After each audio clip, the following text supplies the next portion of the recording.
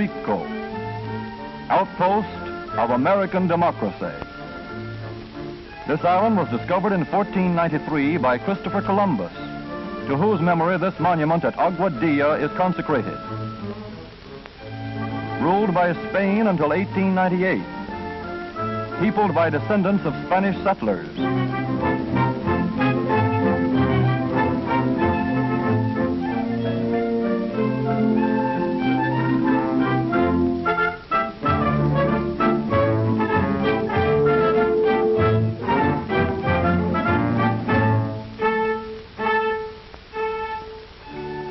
100-year-old communities when the Pilgrims landed on Plymouth Rock.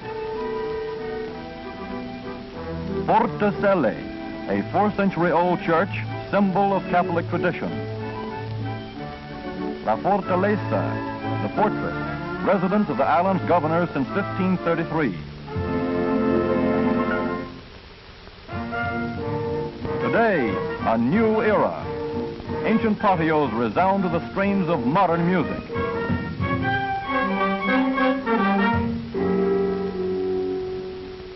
But time-honored customs linger on. Here is the Sayas Choriao, a centuries-old Puerto Rican country dance.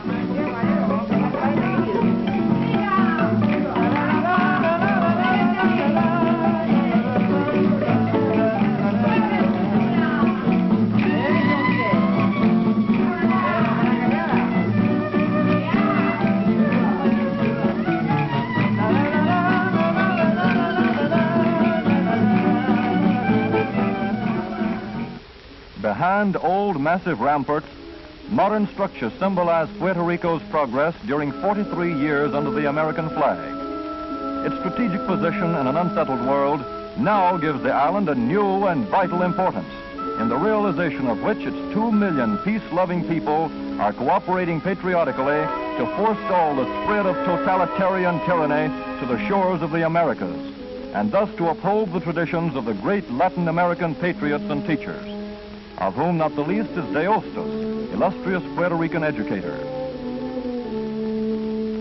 The economic structure of Puerto Rico rests on a highly specialized agricultural system based on external trade relations. Sugarcane is king, the principal source of income. In 1940, 59% of all exports were agricultural products. Of this, 90% was sugar.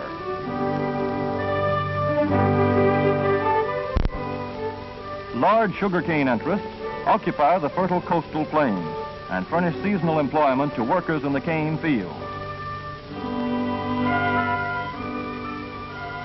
Thus, most of the farming population has been driven to the hills. Here, the principal crops are coffee and tobacco. Coffee, shown here, is grown in the shade of forest trees. Yams, yautillas, and a large variety of other vegetables and fruits are grown for domestic consumption. 300,000 farm families live up here working the good earth, working it hard to get from their tiny farms the food necessary for subsistence, packing their products over steep and difficult trails to surfaced roads and the market. Yes, nearly 2 million people living on an island 100 miles long by 40 miles wide, less than 4,000 square miles, and most of these folks dependent on sugarcane for a livelihood. Less than 1 acre of arable land per person, 4 acres for a family of 5, 4 acres of steep hillside in a country that must live on its agriculture. All of them must work. Men, women, boys, girls, many with no implement but a pico or a pointed stick. The Puerto Rican farmer manifests independence, thrift, and courage worthy of the highest praise. Witness Don Juan Pasruiz.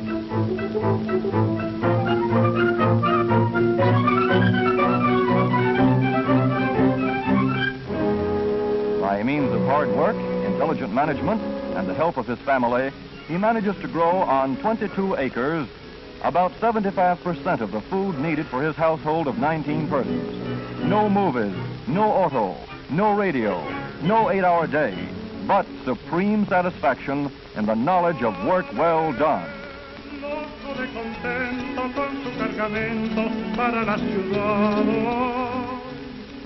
Don Juan is a native son of a countryside of extraordinary beauty, a land of blue skies and white surf, of majestic green mountains and magnificent sunsets, a land that yields a modest livelihood to people who work hard enough to win it. De su hogar que es toda su ilusión, sí, y alegre el jibarito va pensando así, diciendo así, cantando así por el camino. Y yo vendo la carga, mi Dios querido, un traje a mi viejita voy a comprar.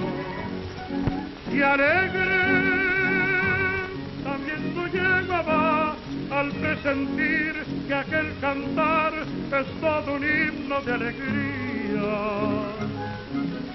Y en eso le sorprende la luz del día. Y llegan al mercado de la ciudad. Pasa la mañana entera sin que nadie quiera su carga comprar, su carga comprar. Todo está desierto, el pueblo está muerto de necesidad, de necesidad. Se oyen los lamentos por doquier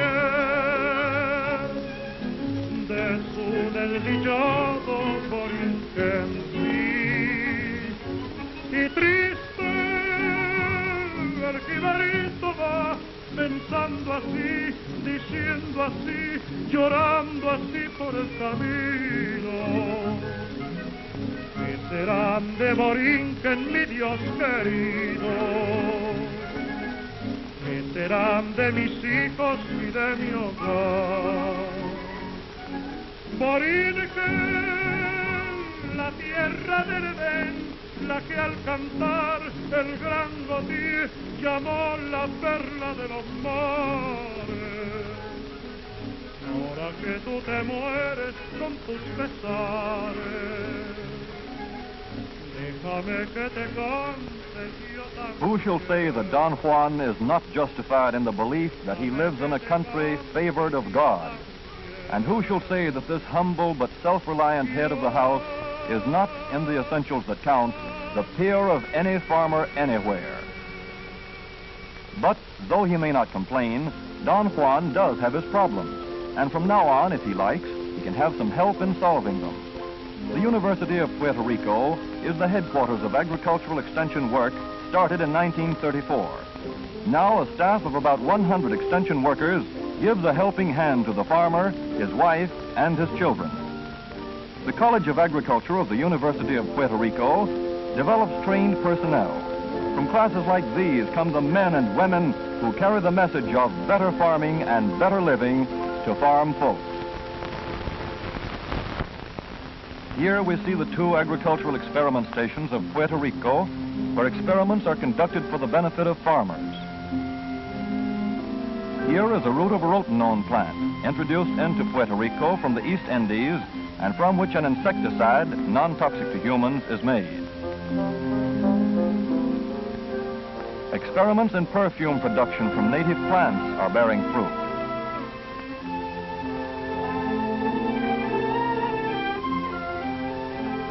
Also, the culture and processing of vanilla beans.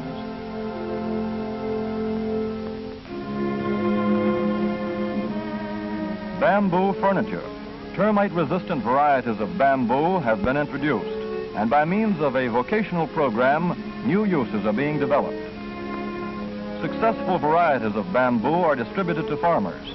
The Extension Service fosters the propagation and use of successful varieties of introduced plants.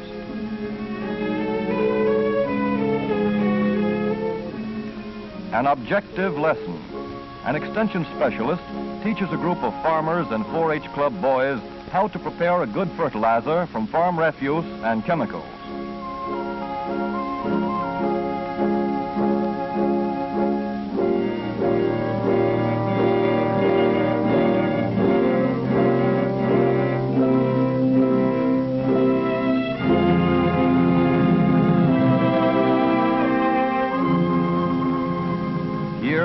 farmers learn how to judge the characteristics of a good type of dairy cow.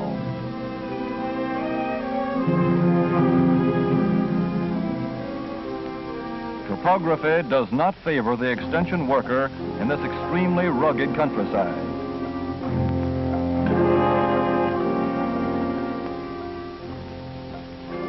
Though the island is crisscrossed with hard-surfaced roads, the majority of the highland farms are reached only by steep and winding trails.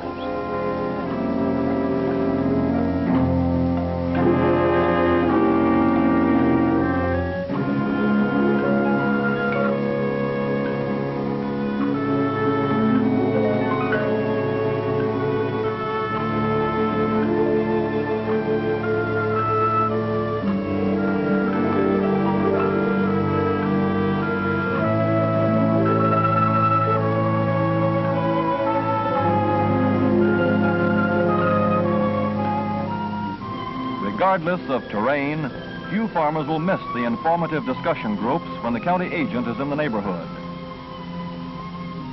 Good men, these men of the hills, tillers of the soil as their fathers were before them, but with a new zest and zeal and a desire to help solve the agricultural problems of Puerto Rico. On non-demonstration farms such as this, result demonstrations are carried on and free stud service provided from purebred stock to improve native livestock. Here, farmers learn about tobacco seed selection.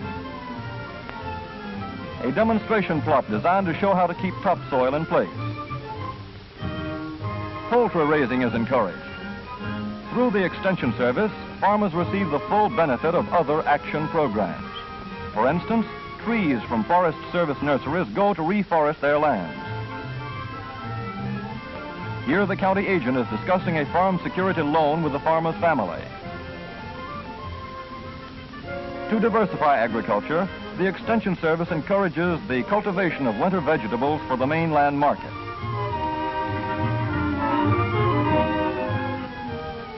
Marginal lands are proving suitable for cotton. The cultivation of Sea Island cotton on such lands is being fostered.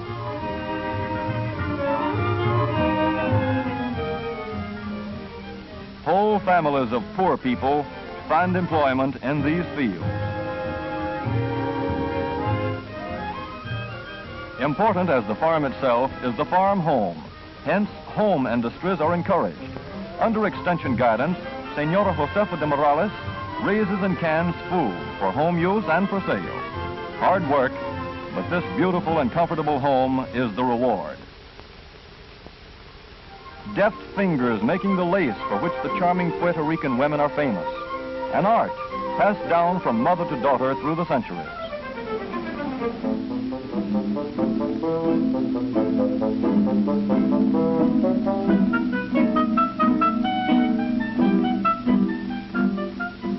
Hat making is an art with these women of Cabo Rojo. The Extension Service fosters these almost forgotten home industries to add to the family income.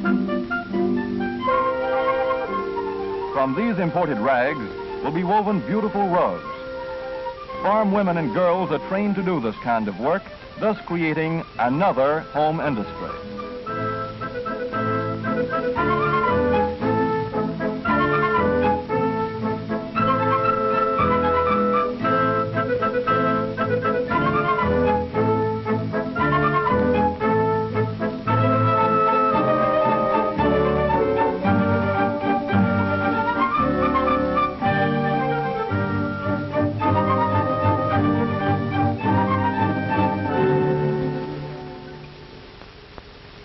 About 7,500 farm boys and girls have joined the 4-H Club movement in Puerto Rico. Listen to their 4-H pledge.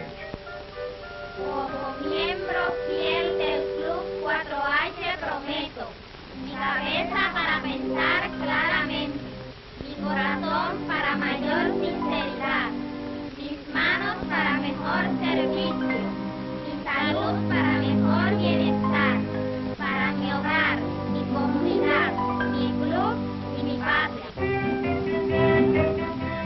By participating in social and civic activities, the rural youth trains for better citizenship. Dedicated to the betterment of farm life, their motto is, learn by doing, and they live up to it. Here a group of boys at the Vega Baja demonstration farm learn how to graft citrus trees.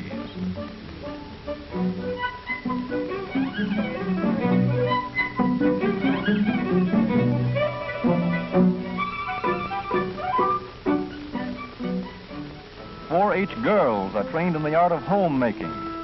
Following the instructions of the home agent, they can the products of their home gardens. Girls of the Villa Maquina 4-H Club of Sabana Grande take earnestly to their sewing project.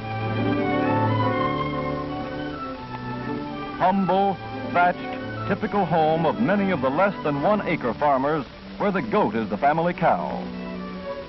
This 4-H Club boy, Rene Jimenez, shows us how to milk his goat his own way.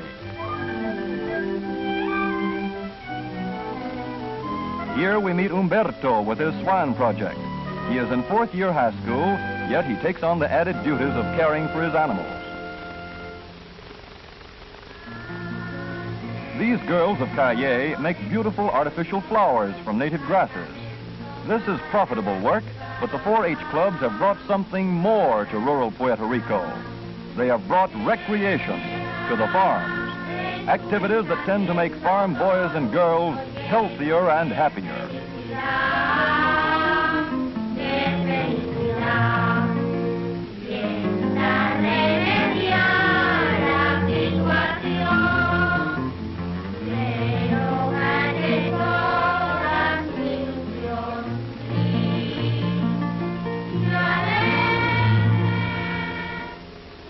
These girls of Luquillo make attractive and saleable dolls from seashells.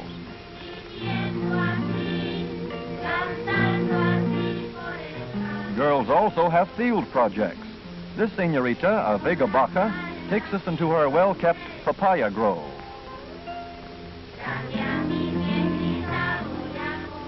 Thus, under the 4-H banner, an alert and healthy generation of rural youth is growing up to assume the grave responsibilities of citizenship.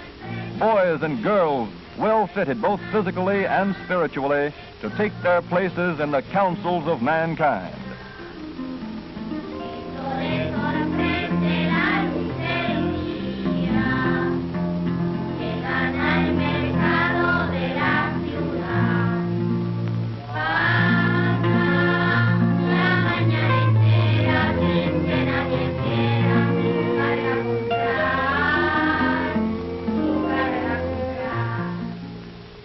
Through this spirit of helpful service on the one hand, and the determination to build for a more bountiful future on the other, better farmers are improving farming.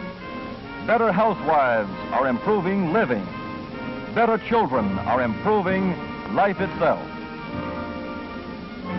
And when the hours of toil draw to a close, and the sun goes down beyond the encircling seas, stout hearts glow with hope, and boast of the will to work for a fuller life in rural Puerto Rico.